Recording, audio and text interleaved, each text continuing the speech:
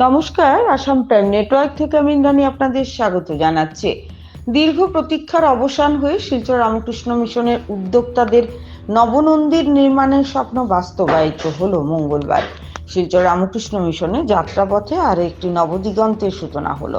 Silchar Ramakrishna mission শিলচরের বুকে বানভাসী লোকের ত্রাণ বিতরণের মধ্য দিয়ে নিরন্তর সেবা কার্য চালিয়ে আজ শিলচর মিশন বিশাল মহীরুহে পরিণত হয়েছে।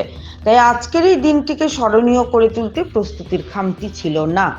ফটকে সুসজ্জিত তোরণ, মন্দির চত্বর, বিভিন্ন শৈল্পিক কারুকার্য, মন্দিরের 3টি দ্বার বিভিন্ন দেবতার নামে, মন্দিরের বাইরে রয়েছে নবগ্রহ ও দশমবতার, প্রবেশ পথে ফুলের বাগান, তাতে নানা ধরনের ফুলের সমারোহ, পাশে দিঘি, জল কাজলের মতো সবকিছু মিলিয়ে নবসাজে সেজে উঠেছিল শিলচর রামকৃষ্ণ মিশন।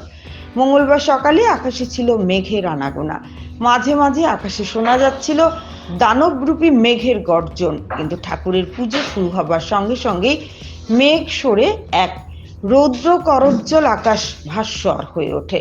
মন্দির চত্বর ভক্তদের কলরলে মুখরিত হয়ে ওঠে। বেলা বাড়ার সঙ্গে সঙ্গে মন্দির দর্শনের আসা ভক্তদের দীর্ঘ সারি চোখে পড়ে। সবাই নীরবে দাঁড়িয়ে থাকেন।